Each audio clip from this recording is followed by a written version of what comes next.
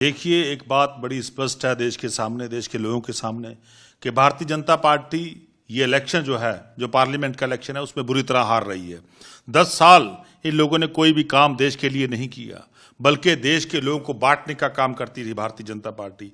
और आज ये समय है कि देश के लोग इनको सब कुछ खाने के लिए तैयार हैं। इसीलिए जितनी भी अपोजिशन पार्टियां हैं उनमें डिफेक्शन करवा रहे हैं, उनको तोड़ फोड़ कर रहे हैं, उनके एमपीज को खरीद के हैं, उनके एमएलए को परचेज करने का काम कर रहे हैं। कहीं ईडी जा रही है, कहीं सीबीआई जा रही है।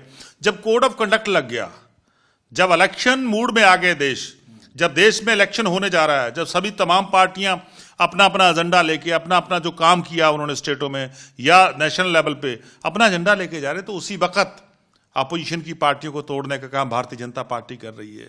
और मैं समझता हूं क्योंकि इनके सामने हार दिखाई दे रही है। इनके इंटरनल सर्वे में, जो भारतीय जनता पार्टी के इंटरनल सर्वे है, उसमें भारतीय जनता पार्टी हार रही है। इसलिए अपोजिशन पार्टी के लोगों को तोड़ रही है, इसीलिए ईडी का दुरुपयोग हो रहा है, इसीलिए सीबीआई का दुरुपयोग हो रहा है। तो मैं समझता हूं भारतीय जनता पार्टी हारेगी और आम लोग जो हैं वो जीतेंगे, क्योंकि जिस संविधान को तोड़ने की कोशिश कर रही हैं वो संविधान हमारे बुजुर्गों ने बनाया था। बाबा साहब भीमराव अम्बेडकर जी ने ये संविधान बनाया, उसको तोड़ने का यत्न भारतीय जनता पार्टी कर रही है। संविधान को खत्म करने का यत्न भारतीय जनता पार्टी कर रही है। और दूसरी तरफ आज देश का लोकतंत्र खतरे में है। देश के लोकतंत्र को बचाने के लिए हमारे नेशनल कन्वीनर अरविंद केजरीवाल जी लड़ाई लड़ रहे हैं। आज उनको झूठे और फर्जी केस में जेल में बंद कर दिया।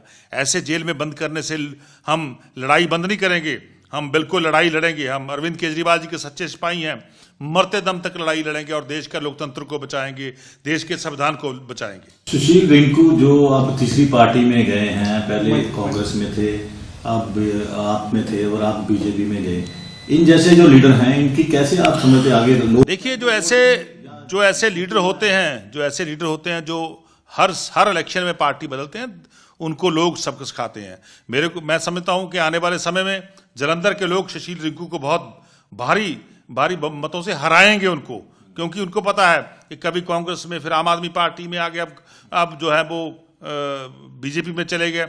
और एक तरफ दूसरा जो दूसरा कांग्रेस के आदमी है, इन सभी लोगों को पंजाब के लोग सबक सिखाएंगे, क्योंकि पंजाब के लोगों को पता है 3 काले कानून किसने बनाए थे। जो किसान को खत्म करने वाले 3 काले कानून ये भारतीय जनता पार्टी ने बनाए थे, ये श्रोमणी अकाली दल ने बनाए थे। तो इनको बुरी तरह लोग हराएंगे। आज देश के संविधान को बहुत बड़ा खतरा किससे है? भारतीय जनता पार्टी से है। आज देश को, लोकतंत्र को खतरा किससे है? भारतीय जनता पार्टी से है। सो मैं समझता हूं भारतीय जनता पार्टी की हार सामने दिखाई दे रही है, इसीलिए ये डिफेक्शन करवा रहे हैं। पार्टियों को लेने से, आप बड़े बड़े लीडर लेने से क्या लगता है कि इलेक्शन जीत जाएगी बीजेपी? आपको देखिए, पंजाब के लोग, देश के लोग भारतीय जनता पार्टी के खिलाफ है। ये जितना मर्जी कूड़ प्रचार कर ले, जितना मर्जी लोगों को खरीद ले, जितना मर्जी लीडरों को खरीद ले, जितना मर्जी पार्टियों को तोड़ने की कोशिश कर ले, पर लेकिन लोग जो हैं वो भारतीय जनता पार्टी के अगेंस्ट भुगतेंगे, उसको हराएंगे। आज भी आपके 3 एमएलए ने एलिगेशन लगाया कि उनको लालच दी। बिल्कुल, पूरे देश में ये चल रहा है। आम आदमी पार्टी को तोड़ने का यत्न हो रहा है, दूसरी विपक्ष की जितनी पार्टियां उनको तोड़ने का यत्न हो रहा है।